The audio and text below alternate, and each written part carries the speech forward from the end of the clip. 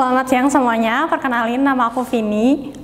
Sekarang kita akan masuk ke materi selanjutnya, yaitu indeks musim. Jadi indeks musim itu sama dengan materi sebelumnya, yaitu kita mau melihat fluktuasi dari variabel. Variabelnya itu bisa produksi, penjualan, atau yang lain sebagainya. Tapi bedanya kalau indeks musim ini dipengaruhi oleh musim-musim tertentu, misalnya itu panen padi, kayak gitu. Terus metode untuk mencari indeks musim itu ada 3. Yang pertama ada rata-rata sederhana, kedua ada rata-rata dengan tren, kemudian yang ketiga ada rasio to moving average atau rata-rata bergerak. Kita masuk ke yang pertama, yaitu rata-rata sederhana. Rumusnya itu indeks musim sama dengan rata-rata per kuartal dikali 100 per rata-rata total. Jadi kayak kita meng-average-kan aja, kayak sederhana aja, cuma dijumlah terus dikali 100 kemudian dibagi. Ini nggak selalu per kuartal, tapi bisa juga per triwulan, per caturwulan, atau per bulan. Terus yang selanjutnya ada rata-rata dengan tren, yaitu indeks musim sama dengan nilai dari data asli, itu yang ada di soal, per nilai tren. Nilai tren itu kalian cari, ini kan kalian udah pelajarin di materi sebelumnya, terus dikali dengan 100. Terus yang selanjutnya rasio to moving average. Rumusnya itu indeks musim sama dengan nilai rasio dikali faktor koreksi. Nilai rasio ini adalah data asli yang ada di soal dibagi dengan data rata-rata bergerak. Data rata-rata bergerak ini nanti kita cari. Kita tahu ada datanya itu dari soal, kemudian kita cari pakai rumus. Nanti akan ada penjelasan selanjutnya di contoh soal. Kemudian untuk faktor koreksi itu 100 dikali N per jumlah rata-rata N. N itu banyaknya data. Kemudian yang selanjutnya ada manfaat dari indeks musim. Yang pertama itu ada desentralisasi. Desentralisasi ini gunanya kita mau melihat data ketika tidak dipengaruhi oleh efek-efek dari musim tertentu. Misalnya kayak penjualan jas hujan pada musim hujan, itu kan pasti akan lebih tinggi dibanding bulan-bulan selain musim hujan. Nah, jadi kita mau menghilangkan efek dari musim hujan tersebut.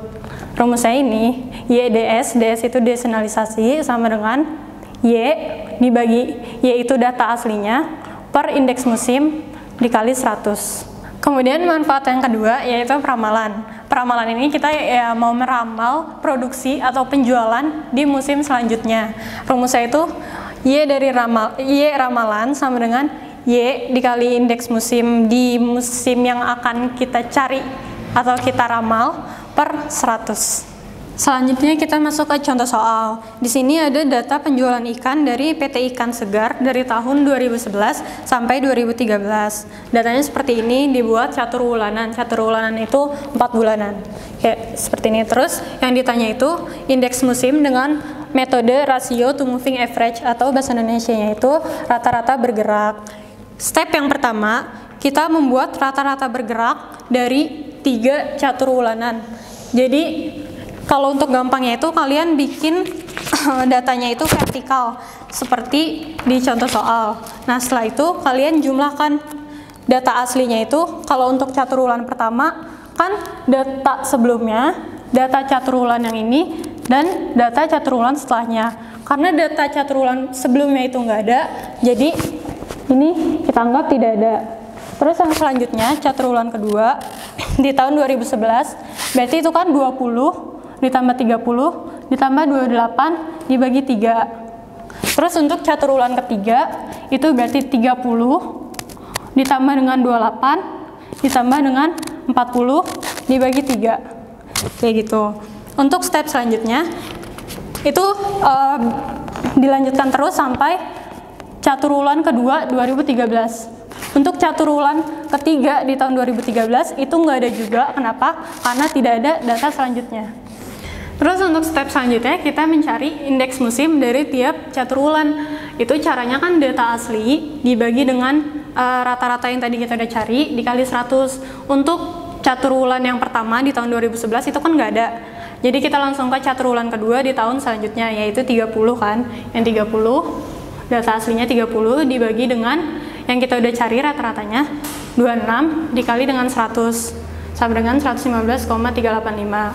Terus yang selanjutnya, berarti kan indeks musim yang selanjutnya itu 28 dibagi dengan rata-rata yang udah kita cari 32,67 dikali dengan 100. Kayak gitu seterusnya. Kemudian selanjutnya setelah kita dapat nilai indeks musim dari yang ini, kita masukin ke tabel sini. 115,385 di sini. Terus dan seterusnya. Ini kenapa kosong? Karena kan ini emang nggak ada datanya tadi. Terus kita jumlahkan tiap indeks musim tiap caturulan. Untuk caturulan pertama itu berarti kan 106,185 ditambah dengan 100,664 dibagi 2 hasilnya ini. Begitu juga untuk selanjutnya ini ditambah ini dibaginya 3 hasilnya ini. Kemudian untuk yang selanjutnya juga 85,706 ditambah ini dibagi 2 hasilnya ini. Kemudian kita cari rata-rata totalnya. Itu kita jumlahin aja yang ini. Ini tambah ini hasilnya adalah 300,494. Kemudian untuk mencari indeks musim dengan metode ratio to moving average, rumusnya itu kan ini. Nilai rasio dikali dengan faktor koreksi. Nah, di sini kita nggak perlu pakai faktor koreksi. Kenapa? Karena di sini kan rumus faktor koreksi itu 100 dikali N. Berarti 100 dikali 3 per jumlah rata-rata selama N. Berarti ini 300,494. Ini kan hasilnya 0,9 sekian mendekati 1. Hasilnya itu mendekati 1. Jadi kayak nggak ada pengaruh signifikannya kalau misalnya kita taruh di sini. Jadi nilai indeks musimnya sama dengan nilai rasio. Jadi indeks musim untuk caturulan pertama itu yang ini. Indeks musim untuk caturulan kedua ini, dan untuk yang ketiga ini.